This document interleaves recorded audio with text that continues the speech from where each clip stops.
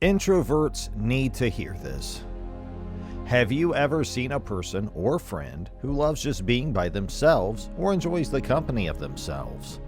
Ever wondered how this person is ever going to live by themselves without the company of others? Well, that is what an introverted person's trait looks like. Even though we find it uncomfortable and unsettling, the idea of having very little to zero human contact, this thought or experience for an introverted person is very exciting. Well then, what actually is an introvert and how do we classify them? An introvert is a person who is classified as shy, quiet, and keeps to themselves, which means that they feel more comfortable focusing on their thoughts and ideas rather than what's happening outside. They enjoy spending time with just their bunch of friends rather than in large groups or crowds. Ever wondered what are some of the causes of introversion? Let's look at what some of these causes are. Scientists don't really know for sure if there's an exact cause for introversion or extroversion.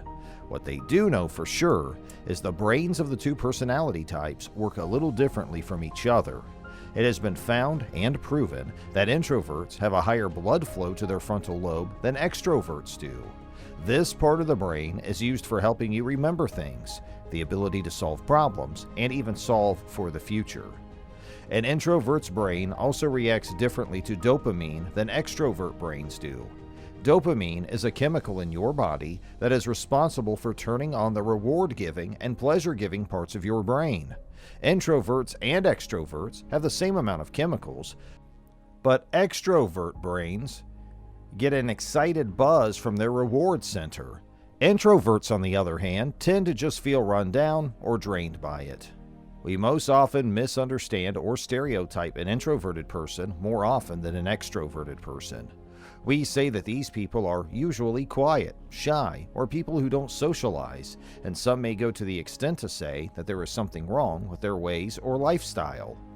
But we should always remember that introverts are not a disease, but a type of personality that the person feels comfortable being and expressing themselves in that way, and there is no proper way to fix them, and you also can't expect everyone to have a perfect personality like yourself. Another big misconception about introverts is that all introverts are depressed and lonely or have some kind of mental health issues. Yes, while some introverts are clinically diagnosed with some type of mental illness, that doesn't mean that all of them have this trait, but it is proven that introverts are more prone to facing mental health issues like depression and anxiety. Therefore, we should not label or judge or diagnose for ourselves that a person with this trait is facing some kind of mental health issue. You might think that with no social life like going out to parties or making plans and meeting up with friends and doing things like this, that this person may have no fun at all and is leading a very boring life, but it is probably the exact opposite. The definition of fun for an introverted person is different from what you might call having fun. They find joy and happiness in the smallest things, and sometimes these could also happen in their imagination. Introverts tend to observe a lot more than to take part or act, and because of their lack of involvement in these cases, we consider that they don't know how to have fun, which isn't always the case. Sometimes introverts don't like or don't try to involve in activities that we have fun doing, and even after forcing them to do something, they refuse because of this attitude. Some of us might think that they are rude and snobbish, but it is simply that they don't find the activities you're doing interesting and hence would prefer staying out of it rather than not feeling stuck in one place doing things that they don't like or have no interest in. Some introverts like having quiet and enjoy periods of solitude, but that does not mean that they have agoraphobia or the fear of being in public spaces. Yes, some people are both introverted and agoraphobic, but that does not mean that introvertedness and agoraphobia are interrelated or that they are indicators of one another. Many introverts do describe themselves as homebodies or people who enjoy hanging out at home and enjoying their family and hobbies. But this factor does not indicate that they are scared of being in public places. Due to their characteristics and their personality, we often think that we are doing them a favor by not inviting that person to a party because you think that they are anyways going to decline your invitation.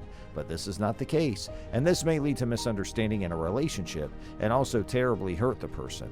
So next time you think of not inviting this person, don't do it. even if you know they are going to decline the offer, because in the long run, it will only bring hate, misunderstanding, and pain to your relationship with that person. Another misconception about introverts is that they have low self-esteem and lack confidence about themselves or the things they do, and are always in a constant dilemma if they should do something or not. Well, if we perceive a notion like this, it can extremely be difficult for a person, especially introverted kids who are most often not understood by their parents about their personality traits and are forcefully made to socialize and interact with other people to get over their shyness and to increase their self-confidence and self-esteem. But we should know that forcefully pushing a person to do something might cause more harm than good to a person. Lastly, we should all keep this important fact about introverts in mind. Introverts do not need to be fixed. Introversion is often treated as something that needs to be overcome. Many introverts report that teachers and other adults often force them into situations where they felt uncomfortable or overwhelmed.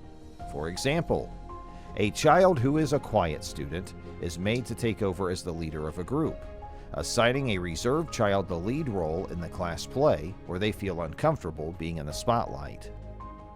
Pairing quiet kids with the most extroverted kids in class for group assignments can both physically and mentally drain the introverted child.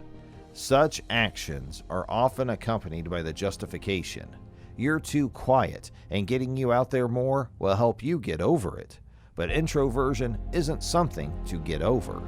Extreme shyness and social anxiety are problems that need to be addressed, especially if they cause significant distress or impairment in daily life and hinder the growth of the daily routine. But it should be dealt with compassionately and professionally, and often professional help is advised for that person. Forcing shy or anxious children into social situations where they feel overwhelmed or uncomfortable is not the most appropriate way to help and can cause more harm than good in these situations. One must understand that being quiet is not the same thing as being shy. Introverts don't need to be broken down and remodeled into extroverts or be labeled and stereotyped for their personality characteristics.